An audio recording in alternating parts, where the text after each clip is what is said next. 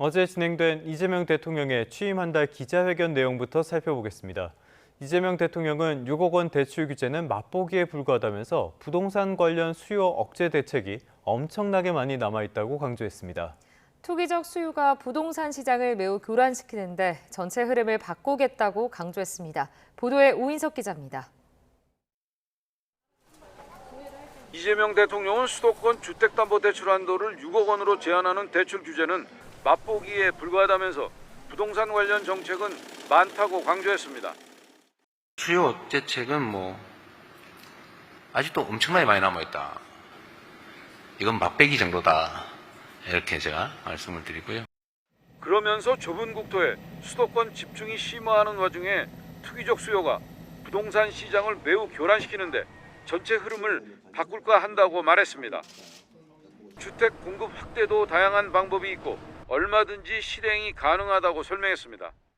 공급 대책도 꼭 신도시의 신규 택지만이 아니고 기존 택지들 재활용이나 기존 부지를 활용하는 방법도 얼마든지 있습니다. 고미로 할 수도 있고요. 기존에 계획된 신도시는 속도를 빨리해 추진할 것이라고 했습니다. 이 대통령은 대한민국의 미래가 부동산 정책에도 큰 영향을 받을 것으로 본다면서 지방균형 발전 정책을 확고하게 추진해 수도권에 과도하게 인구가 밀집하지 않도록 전체적인 방향을 바꿀 생각이라고 말했습니다. 또 제 마음대로 되지는 않겠지만 이제 부동산보다는 금융시장으로 흐름을 옮기는 게 더 낫지 않을까 생각하며 또 그렇게 만들려고 한다고 덧붙였습니다. 이 대통령은 민생의 고통을 덜어내고 다시 성장 도약하는 나라를 만드는 것이 최우선 과제라고 강조했습니다. 기술주도 성장이 강한 탄력을 받을 수 있도록 성장의 핵심 플랫폼인 자본시장 선진화를 통해 코스피 5천 시대를 준비해 가겠습니다. 또 무너진 민생 회복에 전력을 다하는 중이라며 국회에서의 신속한 추경안 통과로 경기 회복과 소비 진작의 마중물이 만들어지길 바란다고 말했습니다. YTN 오인석입니다. 이 대통령은 국민이 하나로 모일 수 있도록 통합의 국정을 하겠다고 강조를 했는데요. 그러면서 야당과도 자주 만나겠다는 의지를 내비쳤습니다. 또 검찰 개혁과 관련해선 자업자득이라며 추석까지는 개혁의 얼개가 나올 거라고 말했습니다. 이동우 기자가 보도합니다. 이재명 대통령은 먼저 기자회견 모두 발언을 통해 취임 한 달의 소회를 밝혔습니다. 지난 30일은 국난의 파도를 함께 건너고 계신 우리 국민 여러분의 간절한 열망을 매 순간 가슴에 새기며 하루하루 치열하게 달려온 시간이었습니다.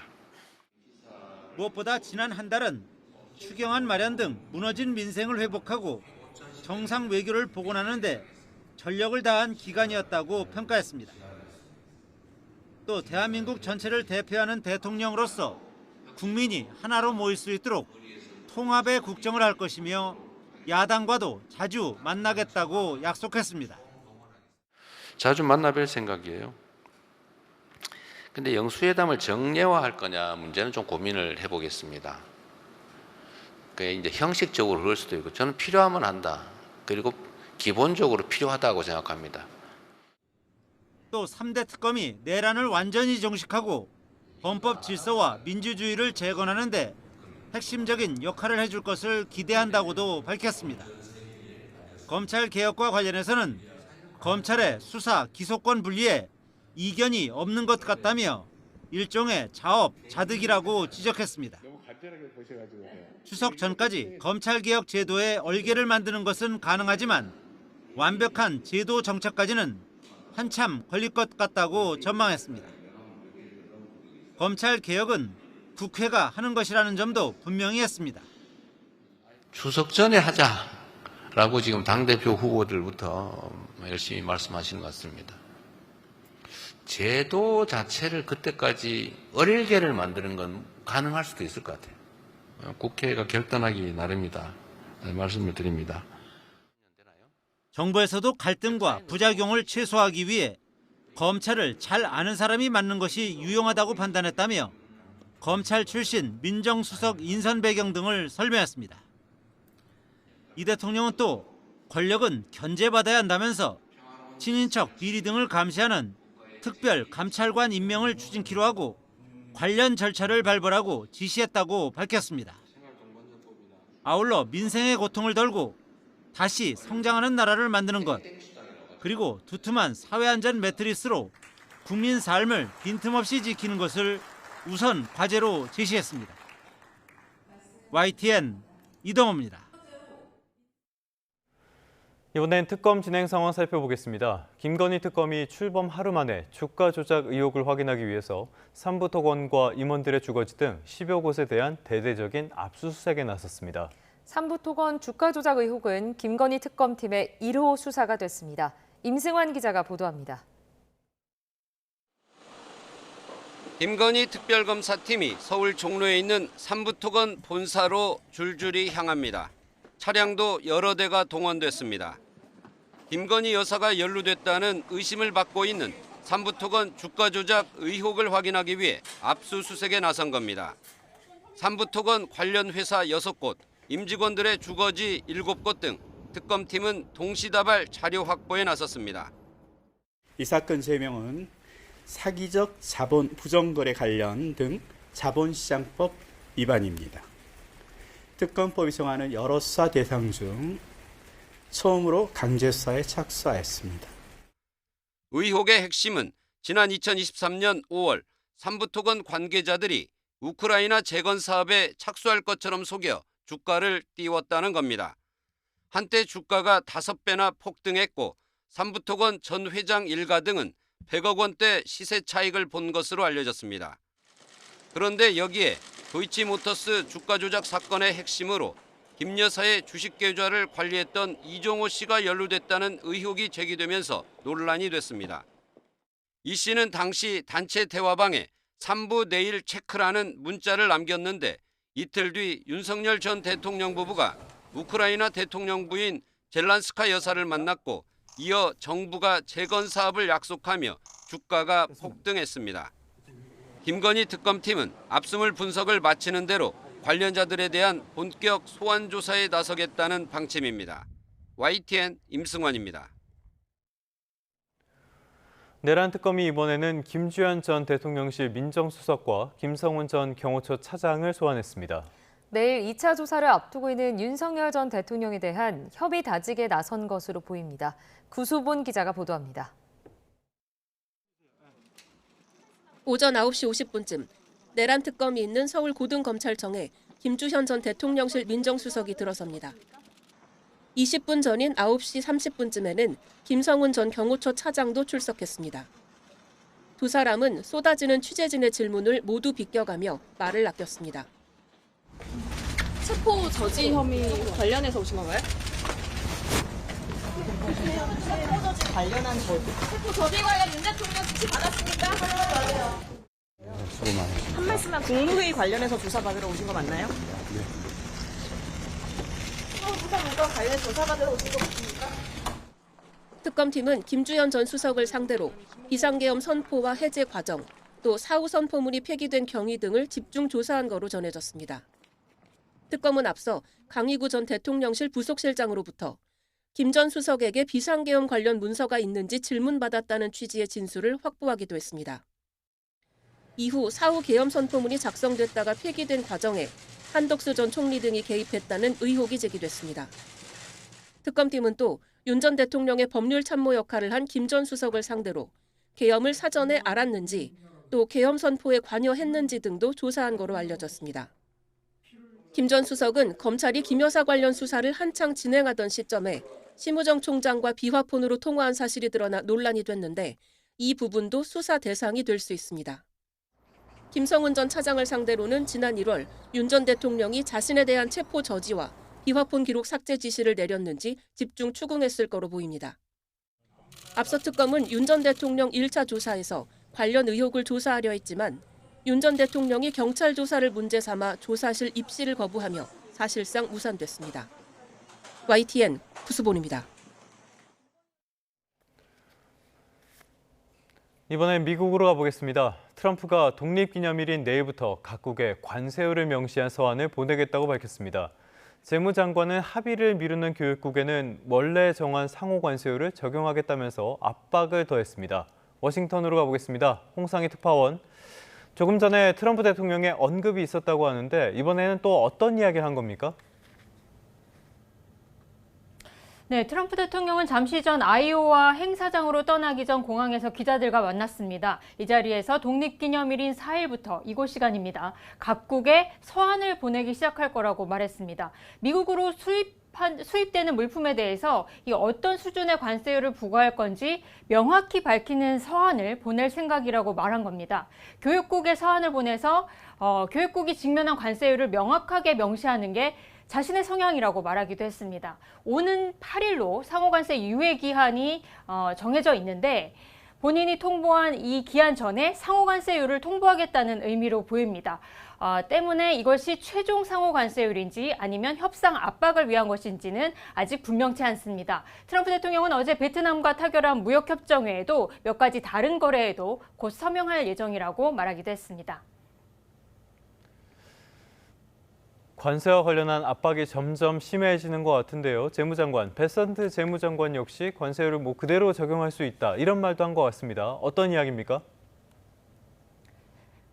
네, 말씀하신 대로 압박의 강도가 점차 높아지는 모습입니다. 스콧 베센트 미 재무장관은 오늘 오후 CNBC와의 인터뷰에서 이렇게 말했습니다. 상호관세 유예 기한이 끝나면 이 미국과 합의를 하지 않은 교육국에 대해 기존, 그러니까 4월 2일에 발표했던 관세율을 적용하겠다라는 겁니다. 이 베센트 장관은 모든 나라가 최선 합의를 위해 마지막 순간까지 기다리고 있는 모습을 보인다면서 예전 상호관세로 돌아갈 수 있으니 조심해야 할 거라고 경고했습니다. 상호관세 유예 기한을 앞두고 협상에 적극적으로 임할 것을 압박하기 위한 발언으로 보입니다. 하지만 상호관세 유예를 연장할 수 있느냐는 거듭된 질문에는 확답을 피했는데요. 각국이 선의로 협상에 임하는지는 트럼프 대통령이 판단할 거라고 말했습니다. 베센트 장관은 또 블룸버그 TV와의 인터뷰도 이어서 했습니다. 약 100개 국가에는 상호관세 최저치인 10%가 부과될 거라고 밝혔습니다. 미국의 교역 상대국이 200여 국 정도인데 그 절반에는 기본관세 10%만 적용하고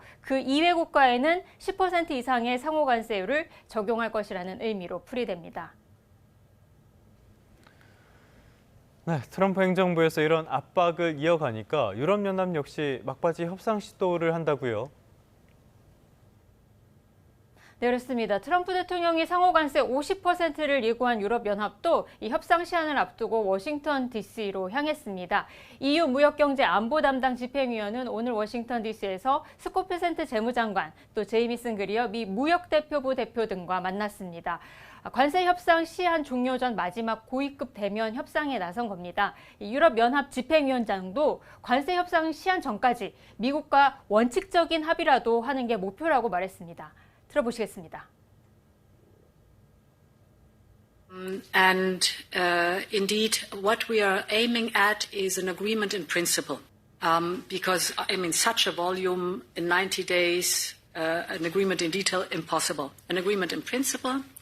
That is also what the UK did. 네, 앞서 미국과 협상을 타결한 영국처럼 10% 상호관세가 유지되더라도 자동차나 철강 등에 매겨진 품목관세 면제는 받아내는 것이 목표라는 의미로 풀이됩니다. 영국과 베트남에 이어서 인도와의 협상이 타결이 임박한 것으로 알려지고 있습니다. 우리 정부도 통상협의 재개를 노리고 있는데요. 지난주 미국을 찾았었던 여한구 통상교섭본부장이 이번 주말 일주일 만에 다시 워싱턴 DC에서 그리어 미국 USTR 대표와 만나 회담을 추진하고 있습니다. 지난달 새 정부가 출범했기 때문에 협상 시간이 충분하지 않았다는 점을 강조해 상호관세 유예 시한 연장과 포괄적인 협력을 위한 협상 시간이 필요하다는 점을 거듭해서 강조할 것으로 보입니다. 지금까지 워싱턴에서 전해드렸습니다. 미국을 다시 위대하게 트럼프가 여러 차례 강조했던 내용이죠. 이런 정책 구상을 뒷받침할 대규모 감세 법안이 미국 의회를 통과했습니다. 미국 내에서도 잡음이 큰데요. 이 내용을 보면은 국내 기업에도 타격이 불가피해 보입니다. 이경화 기자입니다. On this vote, the yeas are 218, the nays are 214. The motion is adopted. 트럼프 대통령의 국정과제를 실현하기 위한 일명 크고 아름다운 법안이 의회 문턱을 넘었습니다. 야당인 민주당 의원들은 모두 반대했고 여당인 공화당은 2명을 빼고 법안에 전원 찬성했습니다.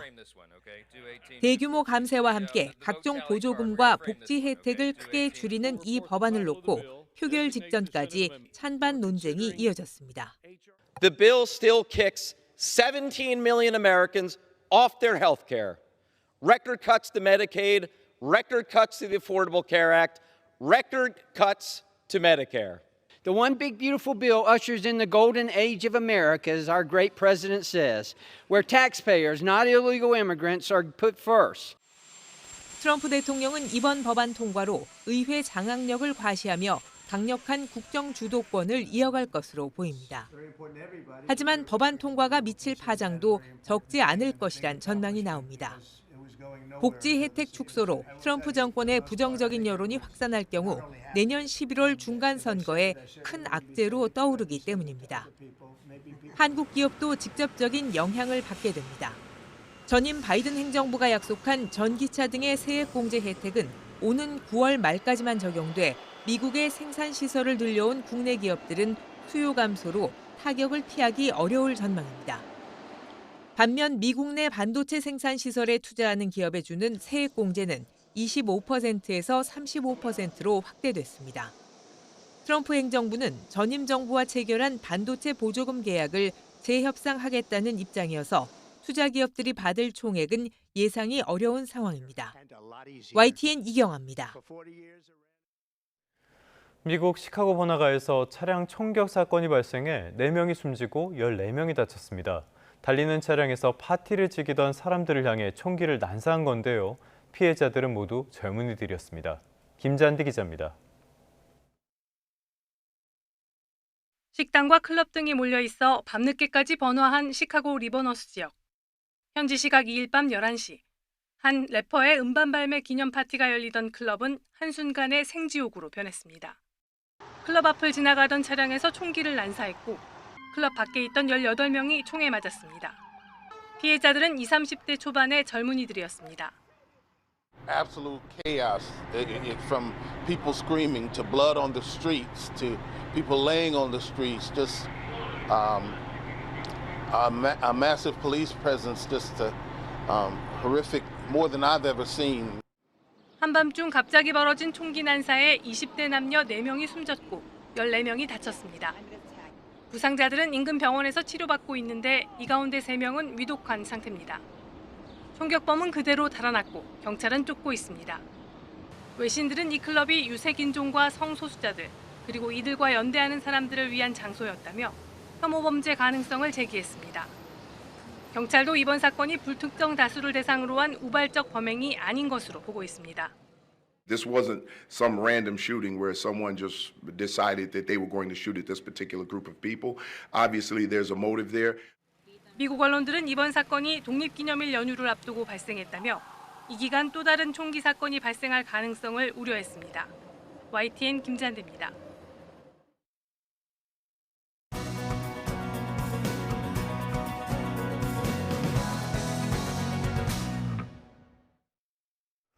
네, 간밤에도 미국에서 들어온 경제 속보가 많습니다. 국내에선 여전히 부동산이 문제인데요. 스타트경제 오늘은 주원 현대경제연구원 경제연구실장과 함께합니다. 어서 오세요. 네, 어서 오십시오. 시장님, 저희도 속보로 전해드렸는데요. 미국 쪽에서 압박이 거세지는 것 같아요. 마음이 많이 급해 보이는데 트럼프는 4일부터 각국에 관세 서한을 보내겠다. 베선트 장관은 예전으로 다시 돌아갈 수 있다. 4월로. 왜 이렇게 압박이 거세진다고 보십니까? 의도는 뭐라고 보십니까? 이제 일부 나오는 이제 미국의 언론 보면은 이제 7월 8일 그 시간까지 못할 가능성이 있다. 많은 나라들이. 예. 그런 얘기 계속 나오니까 이제 트럼프도 좀 자다가 갑자기 화가 났을 수도 있고요. 그래서 빨리 한번 좀 얘기를 해봐라. 그래서 이제 서한을 보낸 것 같고, 그렇다고 꼭 7월 8일까지 못 받겠다는 건 아닌 것 같거든요. 지금 유럽 연합까지 포함하면 거의 한 90개국 정도와 이제 관세율을 결정을 해야 되기 때문에 트럼프의 액션으로 좀 보이고, 뭐 이거를 넘겼다고 뭐 어떻게 되는 건 아닐 거라고 뭐 그런 생각이 좀 들긴 합니다. 네. 우리나라의 경우 지금 25%의 상한제가 책정이 된 상황인데 여한구 통상교섭본부장 주말쯤에 방미 예정이 되어 있잖아요. 좀 우리가 어떤 전략이 필요할까요? 이게 약간 좀 걱정이 되는 부분이 있어요. 한번 만났죠. 한 1, 2주 있다가 또 이제 주말이면 5일, 6일이니까 예. 다음 주 이제 8일까지 한 며칠간의 텀이 있는데 갑자기 미국을 간단 말이죠. 네. 그 말은 이제 제가 보기에는 뭐가 좀 안 되는 부분이 있어요. 뭐 협상을 타결하기 위해서 도장 찍기 위해서 가는 건 아닌 것 같고, 지금 안 되는 부분이 있는 것 같고 상당히 좀 뭐가 좀 골치 아픈 문제가 있다는 그런 생각도 좀 들고요. 그렇다면 이제 또 하필 오늘 이제 트럼프가 뭐 4일 뭐 통보하겠다 이런 얘기가 나왔잖아요. 네. 그러면 관세를 우리나라도 받아볼 텐데 그걸 가지고 만약에 우리가 생각한 것보다 높으면은 아무래도 통상교섭본부장이 직접 가서 관련 인사들하고 얘기를 하면은 좀 수월하게 문제가 해결될 수가 있으니까 이제 좀 많이 좀 그 며칠 방미 일정은 며칠 안 되겠지만 최대한 좀 노력은 해야 될 거라고 그렇게 생각이 듭니다. 어제 이재명 대통령 기자회견에서도 서로가 뭘 원하는지가 명확치 않다 이런 언급도 있었던 걸 보면 말씀하신 것처럼 뭔가 잘 안 풀리고 있는 거는 분명해 보입니다.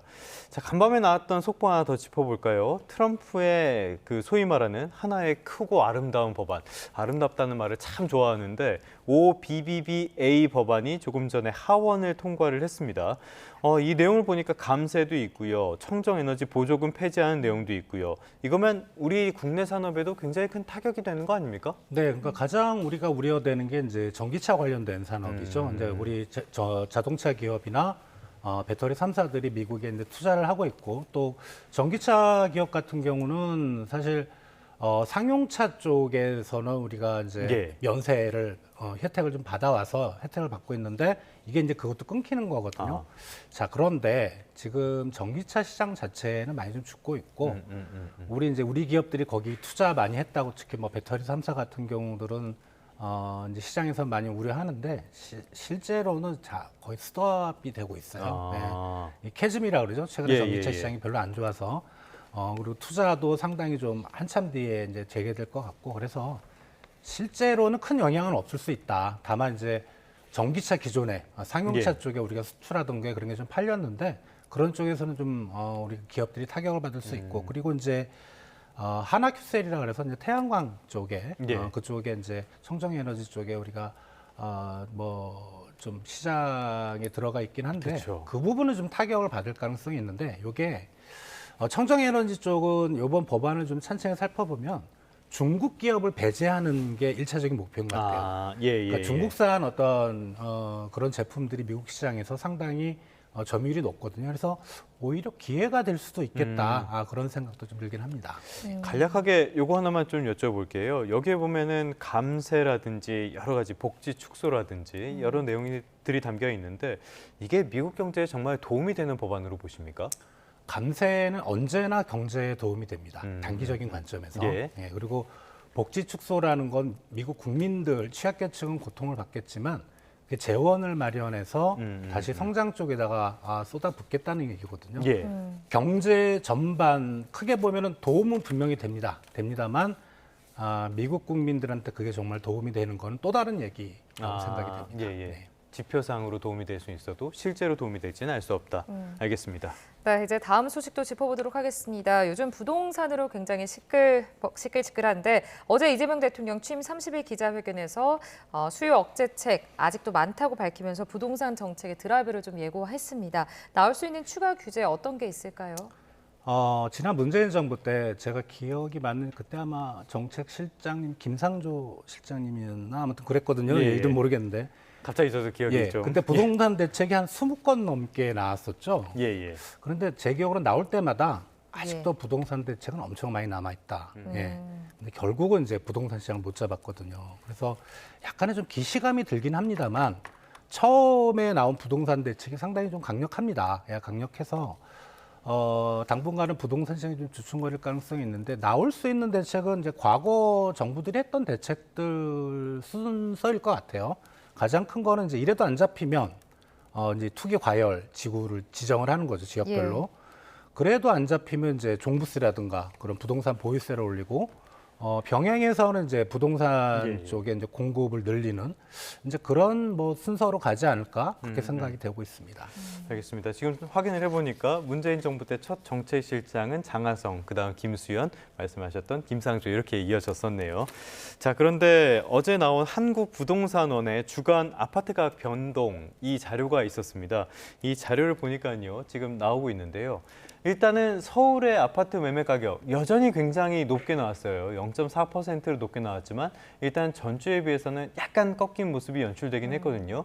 이 내용은 이 대출 규제가 일부 반영된 내용인데 어떻게 보셨습니까? 이틀이 반영됐거든요. 네네. 한 주간에 반영. 일단은 강남 3구하고 마용성은 좀 증가율이 둔화가 됐는데 앞으로 좀 더 지켜봐야 되겠죠. 지켜보는데 아마 분명히 증가율은 뭐 빠르게 둔화는 될 거로 생각은 되는데 이게 강남 쪽은 사실은 뭐 제 지인들 중에 강남 쪽에 아파트 갖고 있는 분들이 없어서 잘은 모르지만 대출 받아서 투자하는 쪽은 아니라 그러더라고요. 마용성, 강남 쪽은. 그러니까 현금 부자들이 주로 가는 쪽이라. 요번에 이제 대출 규제잖아요. 많이 꺾일까? 저는 개인적으로 약간 회의적인 생각이 듭니다. 그러니까 정부의 지금 부동산 대책 타겟이 최근에 올랐던 강남 3구 마용성이기 때문에 한번 좀 지켜보시죠. 또 뭐 그러다가 안 꺾이면 또 이제 대통령이 말한 부동산 대책이 많다고 하니까 뭐 줄줄이 나올 가능성이 있습니다. 알겠습니다. 말씀하셨던 것처럼 대책들이 많다고 했는데 지금 보면은 이 풍선 효과, 소위 말하는 풍선 효과가 굉장히 눈에 띄는 것 같기는 해요. 이번 주에 과천이 0.98% 한 주 만에 어마어마한 오름폭을 기록을 했고요. 성남 분당은 1% 넘게 지금 그래픽 나오고 있는데요. 이렇게 또 무서운 오름폭을 보여줬습니다. 이 두 군데 지역이라든지 다른 여러 지역들은 전주보다 오히려 오름폭이 커졌거든요. 이것도 좀 위험한 신호 아닙니까? 이게 이제 그쪽에 이제 계신 분들한테만 물어봤거든요. 지인들이 있어서 왜 그러냐 그랬더니 그동안에 많이 안 올랐대요. 안 올랐고 그리고 개발 호재가 좀 있다고 합니다. 한강변, 뭐 서울 일부 같은 게 한강변이고 그리고 이제 과천이나 분당 쪽은 이제 뭐 교통망이 새로 이제 구축이 된다고 해요. 서울 접근하기 좋은 이제 그런 개발 호재 때문에 올랐기 때문에. 이게 뭐 대책을 이제 나온 지 며칠 안 됐는데 그게 갑자기 풍선 효과로 이쪽 확 넘어갈 수는 없잖아요. 그래서 저쪽은 풍선 효과보다는 어떤 그 지역 고유의 그런 성격 때문에 올랐지 않을까 생각이 됩니다. 그 이번 규제로 분양 사업이 위축될 수 있다 이런 우려도 나오고 있는데 이 부분에 대해서는 어떻게 보고 계십니까? 일단 그 이제 서울 진짜 변두리 그리고 이제 경기도 서울 주변의 경기도 위성도시들 보면 아파트 분양가 보면 보통 10억은 그냥 넘어가거든요. 그쪽도. 그럼 6억 대출 규제면 최소한 현금을 4억을 가지고 있어야 되는데 도대체 우리나라 국민 5천만 명 중에 현금 4억 갖고 있는 사람이 몇 명이나 되겠어요? 전 지갑에 2,000원 있더라고요. 그러면 이제 분양받지 말라는 거죠. 그리고 서울 강남 쪽 같은 경우는 경쟁률이 워낙 높아요. 또 말씀드리지만 거기는 대출 규제를 해도 현금 부자들이 들어갈 수 있습니다. 그러니까 거기는 분양이 다 돼요. 오히려 분양이 안 되는 쪽은 말씀드린 그런 지역들, 그런 지역들이 오히려 미분양이 생길 가능성이 있거든요. 그러니까 이거는 어떻게 보면은 이게 건설 시장까지도 좀 고려를 했었어야 되지 않는가. 부동산 시장, 그다음에 대출 시장만 너무 집중해서 본 게 아닌가. 왜냐하면은 그게 워낙 시장과 시장은 서로 연결이 돼 있거든요. 그런 부분까지 좀 주의 깊게 좀 고려를 했어야 되지 않는가 그런 생각이 좀 들긴 합니다. 알겠습니다. 강력한 대출 규제가 나오다 보니까 일정 부분 부작용도 분명히 나오는 것 같기는 한데요. 이 대출 규제, 이 정도로 강력한 대출 규제가 나왔는데 어제 이 대통령은 여기에 대해서 맛보기에 불과하다 이런 이야기를 했단 말이에요. 강력한 수요 억제 규제 또 뭐가 어떤 것들을 예상해 볼 수 있을까요? 수도권 전체를 투기 과열적으로 묶어버리면 됩니다. 그럼 더 강력하죠. 그게 진짜 핵폭탄급이고요. 그리고 이제 종부세를 확 올려버리면 되는데 그 이재명 대통령께서 이제 과거에 발언했던 내용들을 보면 부동산 보유세에 대해서는 약간 좀 부정적이에요. 그거보다는 다른 쪽으로 해서 이제 부동산 시장을 잡겠다는 의지가 강하고. 또 하나는 이제 어제 그 대통령 그 기자회견에서도 보면은 수도권 쪽에 이제 신도시 공급 계획, 뭐 그런 얘기를 빨리 좀 진행하겠다고 말씀하셨는데 현실적으로 보면 그게 빨리 안 돼요. 예. 그게 임기 후반이나 넘어가야 이제 본격적으로 시장에 뭔가 좀 분양이 되고 하지 않을까. 그리고 지금 워낙 그 공사비가 좀 높기 때문에 네. 사실 지금 뭐 금리나 뭐 이런 부동산 대책 때문에 건설 시장에서 이게 공급이 안 되는 게 아니고 공사비 때문에 지금 착공이 잘 안 되고 있거든요. 예, 그런 부분을 생각할 때는 좀 여건이 성숙되려면 한 내년 말이나 아니면 후내년 그 정도 네. 돼야 시장에 공급 물량이 좀 본격적으로 나오지 않을까 생각이 됩니다. 네, 알겠습니다. 여기까지 짚어보도록 하겠습니다. 오늘 주원희 현대경제연구원 경제연구실장과 함께 경제 상황 짚어봤습니다. 오늘 말씀 고맙습니다. 고맙습니다.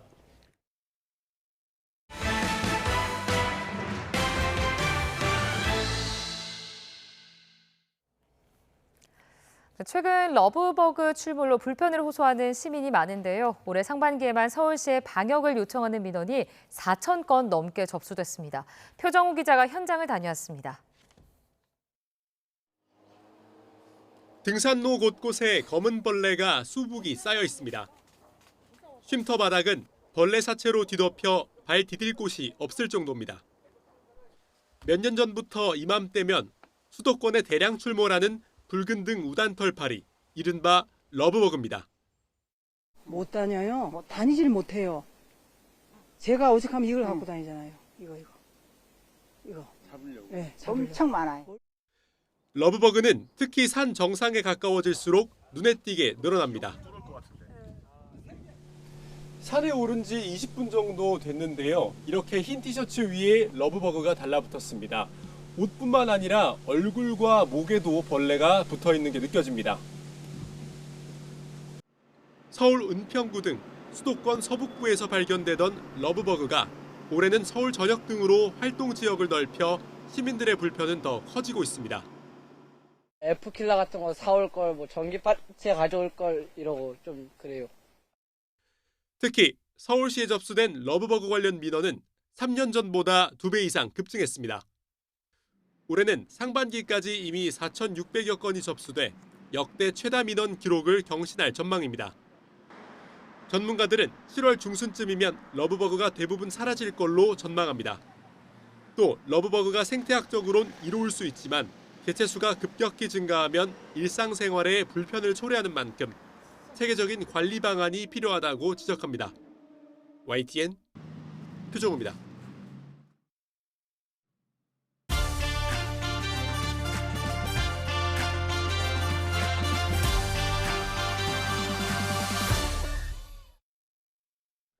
한 주간의 연예계 소식 전해드리는 시간입니다. 약물 운전 혐의를 받고 있는 방송인 이경규 씨가 결국 검찰에 송치됐습니다. 세계적인 팬덤을 자랑하는 K-팝 그룹 방탄소년단은 군 복무로 인한 공백기를 끝내고 컴백 소식을 전했습니다. 자세한 내용 YTN 스타 최보란 기자와 함께 알아보겠습니다. 어서 오세요. 어서 오십시오. 안녕하세요. 이경규 씨 사건 굉장히 관심도 많이 받고요. 저희도 지난주에도 전해드렸던 소식인데 결국에는 검찰로 넘겨졌네요. 네, 이경규 씨가 약물을 복용한 채 운전한 혐의로 결국 검찰에 불구속 송치됐습니다. 네. 이경규 씨는 경찰 조사에서 공황장애 약과 감기약을 복용한 채 운전한 사실을 인정했는데요. 국립과학수사연구원 정밀검사에서도 양성 반응이 나타났고 해당 성분이 모두 처방약에서 비롯된 것으로 확인됐습니다. 예. 사건의 핵심은 이 약물이 운전 능력에 영향을 미쳤는지 여부인데요. 경찰은 국가수 감정 결과와 CCTV 영상 등을 토대로 이경규 씨가 당시 정상적인 운전이 곤란한 상태였다고 판단했습니다. 현행 도로교통법 제45조는 약물 영향으로 정상적인 운전이 곤란한 경우 운전해서는 안 된다고 규정하고 있습니다.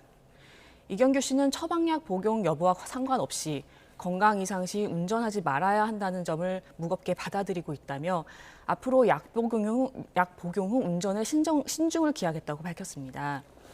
CCTV에는 이경규 씨가 버스를 들이받거나 차도를 비틀거리며 걷는 모습, 세차장에서 벽을 들이받고 불법 좌회전을 하는 등 이상 행동이 포착돼 논란이 일기도 했는데요. 이에 대해 이경규 씨 측은 추가 입건을 할 만큼 심각한 사고는 아니었다며 운전 미숙 탓일 뿐 약물 영향은 아니었다고 해명했습니다.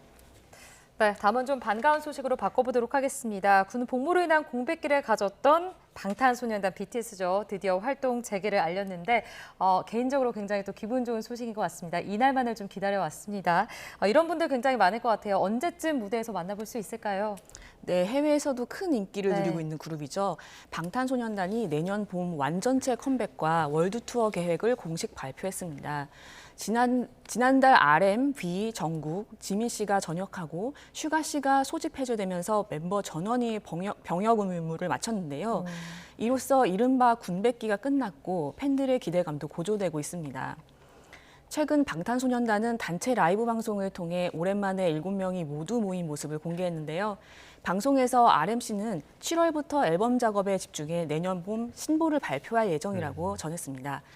이 단체 앨범은 지난 2022년 프루프 활동 이후 4년 만입니다. 마지막 단체 콘서트는 같은 해 10월 부산에서 열린 공연이었는데요. 앨범 발매 후에는 월드 투어로 전 세계 팬들을 만날 예정입니다. 이 단체 앨범이 나온 지도 꽤 벌써 오랜 시간이 지났네요. 알겠습니다. 팬들의 반응이 굉장히 뜨거울 것 같은데 옆에 있던 김정진 앵커도 굉장히 뜨거운 반응을 보였습니다. 공백기였는데도 이런 인기 여전한 것 같아요. 네, 방탄소년단의 컴백 소식에 대한 기대감은 여러 방면에서 확인됐습니다. 3년 만에 진행된 단체 라이브 방송은 약 1시간 동안 800만 뷰를 기록했는데요. 저녁 직후임에도 여전한 팬덤의 화력을 보여줬습니다. 차트도 들썩였습니다. 컴백 소식이 알려지자 2019년 발매된 미니 앨범의 수록곡 홈이 미국 빌보드 월드 디지털 송 세일즈 차트 1위로 재진입했습니다. 홈은 팬들을 돌아가고 싶은 집에 비유해 아미에 대한 고마움을 담은 곡으로 팬들의 뜨거운 반응을 실감할 수 있었습니다. 외신들도 주목했는데요. 지난달 21일 슈가 씨 소집 해제를 끝으로 멤버 전원이 제대한 날 AP통신, 뉴욕타임스, BBC 등 주요 외신이 일제히 관련 소식을 보도하며 K-팝 시장에 새로운 에너지가 공급될 순간이라고 평가했습니다. 이튿날 하이브 주가는 52주 신고가인 32만 3천 원까지 오르며 시장의 기대감도 보여줬습니다. 이렇게 기분 좋은 소식이 알려졌지만 지금 극성 팬으로 인한 피해도 겪고 있다고 알려졌는데 최근에 사생활 침해 사건도 발생했죠. 알려주시죠. 네, 멤버 정국 씨의 자택에 한 사생팬이 무단 침입을 시도하다 현행범으로 체포되는 사건이 있었는데요. 30대 중국인 여성으로 알려진 이 팬은 정국을 보기 위해 한국에 왔다고 진술한 것으로 전해졌습니다. 정국 씨는 과거에도 집으로 배달 음식 보내지 말아달라, 내 집 주소 다 알지 않느냐라는 식의 발언을 한 적이 있는데요. 그만큼 오랜 기간 사생활 침해에 시달려온 것을 알 수 있습니다. 소속사는 이번 사건과 관련해 경찰 수사에 적극 협조하고 있다며 멤버들의 사생활과 안전을 위협하는 행위에 대해서는 선처 없이 강경 대응할 것이라고 밝혔습니다. 그런데 사생활 침해는 이번이 처음이 아닙니다. 2019년에는 일부 팬이 멤버들의 항공편 정보를 입수해 비즈니스석을 구매하고 바로 옆자리에 앉는 사건이 벌어지기도 했습니다. 코레일 직원이 RMC의 KTX 예매 내역과 개인정보를 3년 동안 18차례나 열람한 사실이 뒤늦게 알려져 충격을 주기도 했습니다. 단순한 호기심을 넘어 인권 침해 수준이라는 이야기도 나오는데요. 성숙한 팬 문화는 무대 밖 아티스트의 삶을 존중하는 데서 출발한다는 점을 다시 한번 생각해 볼 때가 아닌가 싶습니다. 알겠습니다. 지금 사생활 침해 말씀을 해주셨는데 초상권, 성명권 침해되는 경우도 많이 있어요. 이번에는 배우 박서준 씨랑 관련된 이야기가 있었는데 어떤 내용입니까? 네, 배우 박서준 씨가 성명권과 초상권을 침해당했다면서 한 식당을 상대로 6천만 원 규모의 손해배상 소송을 청구했습니다. 법원은 이에 대해 일부 승소 판결을 내렸는데요. 문제가 된 식당은 2018년 방송된 TVN 드라마 김비서가 왜 그럴까에서 박서준 씨가 간장게장을 먹는 장면을 활용해 박서준도 먹고 반한 게장 맛집이라는 문구와 함께 그의 사진을 현수막과 온라인 광고에 사용했습니다. 소속사는 2019년부터 여러 차례 광고 중단을 요청했지만 식당 측이 광고를 내렸다가 다시 올리는 등 지속적으로 무단 사용을 반복해 결국 소송을 하게 됐다고 밝혔습니다. 이 식당은 드라마 촬영 당시 장소를 제공했었는데요. 식당 주인은 드라마 협찬사의 홍보에 드라마 사진을 이용하는 것은 거래 관행이라고 주장했습니다. 하지만 재판부는 연예인의 초상과 성명이 공개된 것이라 해도 본인의 허락 없이 타인의 영업에 무단 이용해서는 안 된다면서 박서준 씨의 손을 들어줬습니다. 재판부는 식당이 영세업체라는 점을 고려해 배상액을 500만 원으로 정했고 양측 모두 항소하지 않아 1심 판결은 그대로 확정됐습니다. 자, 다음 소식은 오징어 게임입니다. 시즌3가 드디어 공개가 됐는데 반응은 어떤가요? 네, K-팝의 방탄소년단이 있다면 K 콘텐츠에는 오징어 게임이 있죠. 시즌 3 역시 전 세계적인 관심을 받고 있습니다. 오징어 게임 3는 공개 첫 주 만에 한국은 물론 미국, 일본, 프랑스, 브라질 등 넷플릭스가 서비스하는 39개국 모든 나라에서 비영어권 콘텐츠 1위를 휩쓸었습니다. 공개 첫 주차에 모든 국가에서 1위를 기록한 넷플릭스 작품은 오징어 게임 3가 처음인데요. 이전 시즌 2는 91개국에서 1위를 기록했습니다. 시리즈 결말이 담긴 시즌 3가 공개되면서 시즌 1과 2도 다시 시청률이 올라 역주행하고 있는데요. 시즌 2는 비영어권 TV쇼 부문 3위, 시즌 1은 6위로 재진입했습니다. 한국 콘텐츠가 넷플릭스 글로벌 1위를 차지한 건 오징어 게임이 최초였는데요. 시즌 3도 이 신드롬을 이어갈 수 있을지 주목됩니다. 이렇게 보면은 흥행 지표는 긍정적이고요. 그런데 시청자 반응이나 평론가 평가나 이런 거는 많이 엇갈리는 것 같아요. 어떻습니까? 네, 이 흥행과 별개로 시청자 평가는 다소 엇갈리는 편입니다. 외신 매체의 반응은 극과 극으로 엇갈렸습니다. 미국 타임은 뼛속까지 잔혹한 최고의 시즌이라고 극찬했고, 영국 메트로는 완벽한 마무리, 프랑스 프리미어는 시대를 정의한 대표작이라고 평했습니다. 반면 영국 가디언은 폭력은 심해지고 풍자는 사라졌다. 미국 뉴욕타임스는 결말이 1차원적이라며 혹평을 남겼고, 할리우드 리포터는 실망스러운 결말이라고 지적했습니다. 영화 평점 사이트 로튼토마토에서 시즌3는 공개 직후 평론가 지수 83%를 기록했지만 일반 관객 평점은 51%로 상대적으로 낮았습니다. 시즌1은 84점, 시즌2는 63점을 기록한 것과 비교해도 저조했는데요. 다만 최근 60점을 넘으며 반등세를 보인 만큼 좀 더 지켜봐야 할 것 같습니다. 시즌3 마지막에 또 헐리우드 배우 케이트 블란쳇이 등장하면서 미국판 제작설이 나오는 건 아니냐 이런 이야기들도 나오더라고요.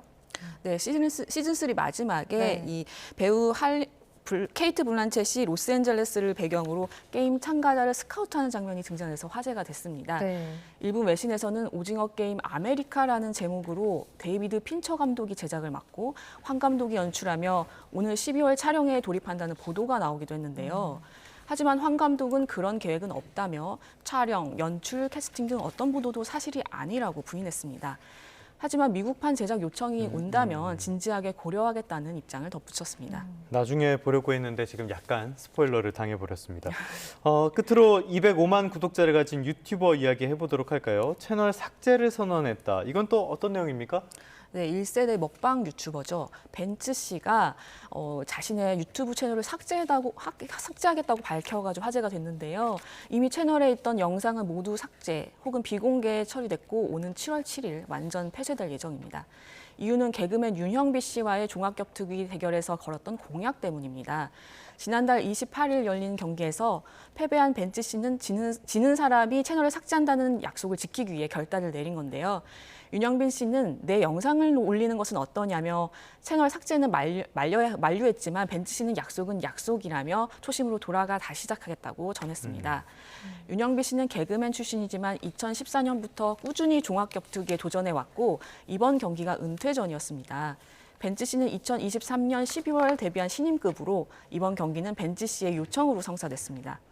경기가 끝난 후 윤영빈 씨는 이제 글러브를 내려놓지만 벤츠의 도전을 응원하겠다고 전했습니다. 네, 알겠습니다. 연예 소식은 여기까지 듣도록 하겠습니다. 지금까지 YTN 스타 최보란 기자였습니다. 오늘 말씀 고맙습니다. 고맙습니다. 감사합니다.